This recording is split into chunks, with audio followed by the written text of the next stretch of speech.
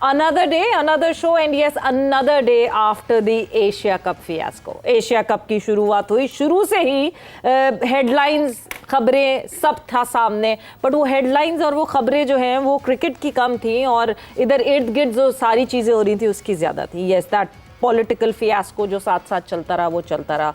Eventually जब पूरा Asia cup ख़त्म हुआ तो यस, फाइनल जैसे ही ख़त्म हुआ उस पर भी यही सिलसिला सब चलता रहा and it did not and well जिस तरह एंड होना चाहिए था. पाकिस्तान टीम के हवाले से बात करें सो यस, क्रिकेट की अगर बात करें तो कहीं पैचेस में परफॉर्मेंसेस दिखी, मगर जहां परफॉर्मेंसेस नहीं दिखी वहां हमने उसका खमियाजा भुगता एंड रनर अप्स की तरह हमने एंड अप किया इस एशिया कप 2025 में.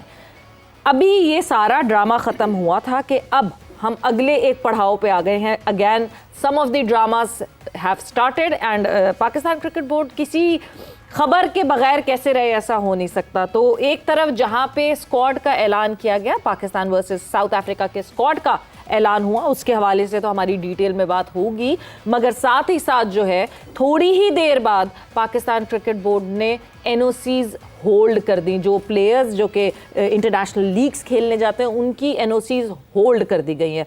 दे are making sure of it कि नहीं जी, सस्पेंड नहीं की गई हैं, रिवोक नहीं की गई हैं, होल्ड कर दी गई. क्यों होल्ड की है, क्या वजह है, क्या वजूहत है, इन सारे सिलसिलों पे हमारी डिस्कशन होगी. मैं हूँ सबीरा पाशा और मेरे साथ मौजूद हैं मुकद्दस यासीन, और आज शो के अंदर हम इन्हीं टॉपिक्स के ऊपर बात करेंगे. हमारे साथ स्टूडियो में मौजूद हैं उमर कॉल्सन, स्पोर्ट्स जर्नलिस्ट, और हाफिज Imran, sports journalist.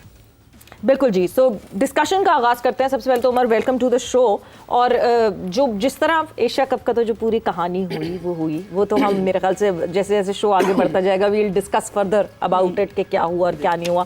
But the squad, satisfied with the squad? सबसे पहले तो देखिए, कुछ नए नाम डाले गए हैं और आपकी पिचेस ड्राई हैं, पूरी धूप लगी है, पूरा सीज़न आपका देखा आपने. मौसम भी थोड़ा बारिश रही है मौसम में, लेकिन ओवरऑल आपको ड्राई कंडीशन मिलेंगे. यहाँ पे धूप लगी है, काफ़ी पिचेस जो हैं वो ड्राई हो चुकी हुई हैं. ये कह सकते हैं कि पिचेस फ्रेश हैं और आपको ज़ाहिर है पाकिस्तान हेविली रिलाय करेगा स्पिन पे, बिकॉज पिछले 1-2 साल से आप देख रहे हैं कि पाकिस्तान ने अपने फोकस को शिफ्ट किया है. बिकॉज आपने बारहा सुना है कोचेस को कहते हुए कि हमारी स्ट्रेंथ पाकिस्तान में रहते हुए स्पिनर्स को के साथ हम लोग.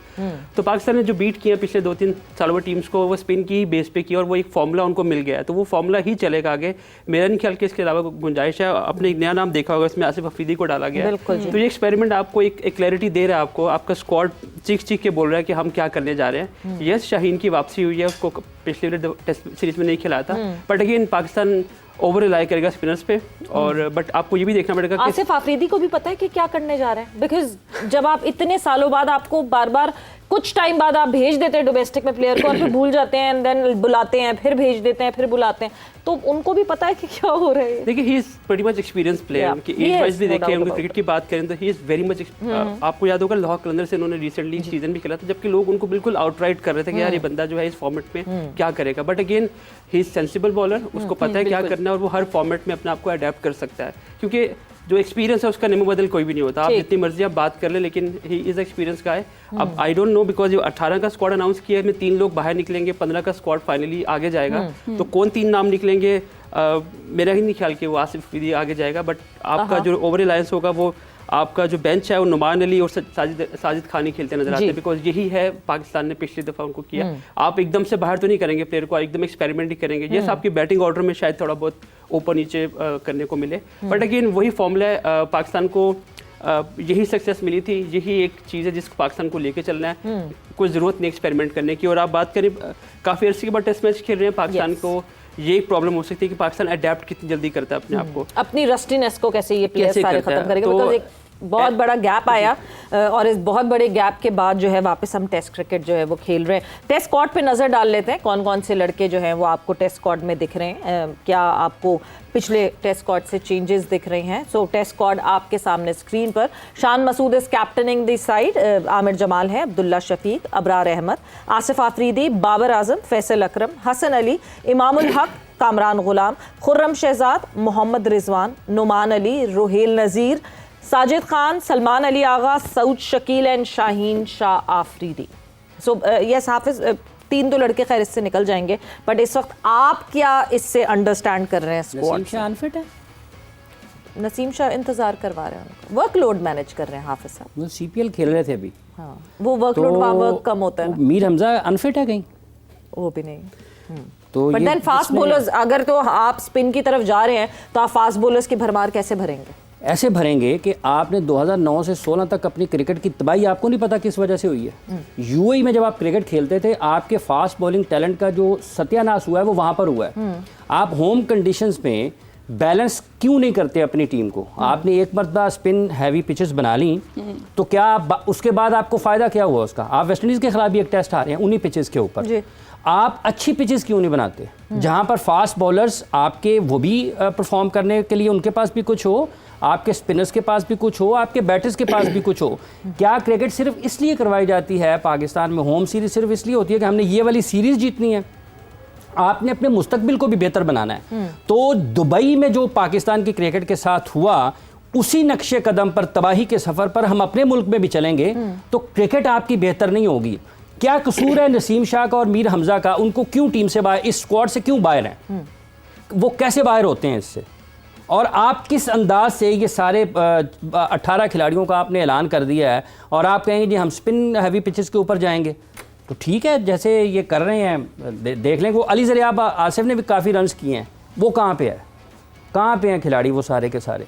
अगर ये, क्या ये परफॉर्मेंस बेस्ड हैं? क्या ये कंडीशन बेस्ड आपने टीम सेलेक्ट की है? आपका विजन इसमें क्या है कि आपने मुस्तकबिल में कहाँ पर क्रिकेट खेलनी है? ये जितनी भी फैसले इस वक्त सिलेक्शन कमेटी कर रही है, इस टीम को देखते हुए भी ये कहीं भी इसमें मुस्तकबिल नहीं है। क्या 1 साल के बाद नुमान अली नहीं होगा टीम में पाकिस्तान की? क्या होगा?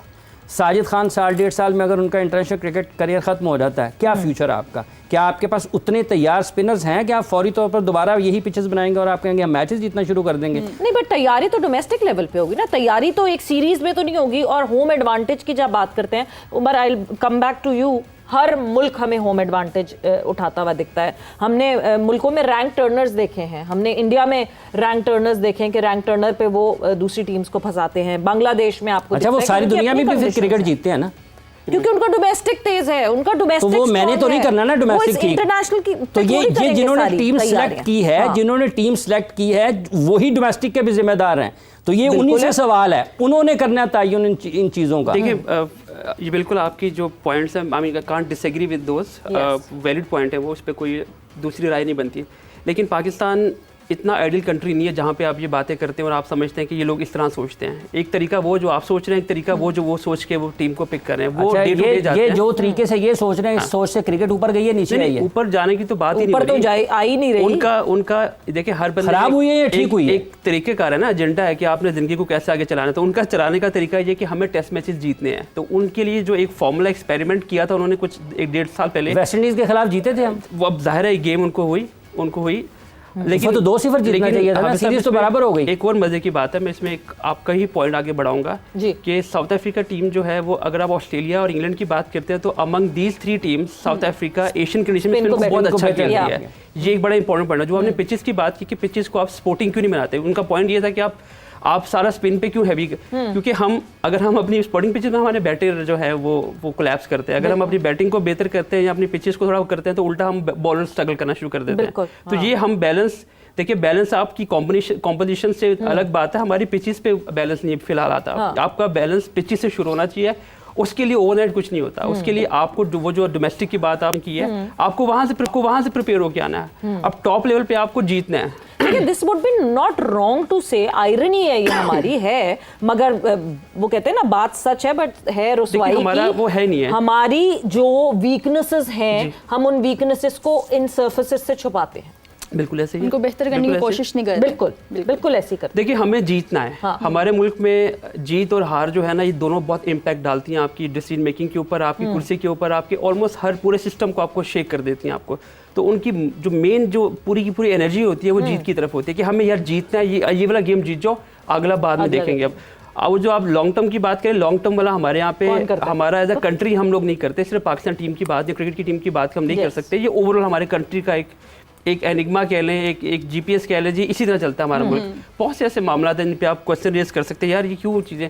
अब एनओसी की आपने बात की, अब वो आगे जाके आप बात करें, लेकिन हमारे यहाँ चीज़ें प्लान के साथ नहीं होती। हमारे यहाँ पे ऑन गिवन डे हम क्या करेंगे, हमें आज क्या रिजल्ट लेना है और उसके बाद हमें क्या नैरेटिव लेना है, क्या नैरेटिव बनाना है मीडिया में, वो उस तरह चल रहे होते हैं या डे टू डे बेसिस पे चल रहे होते हैं।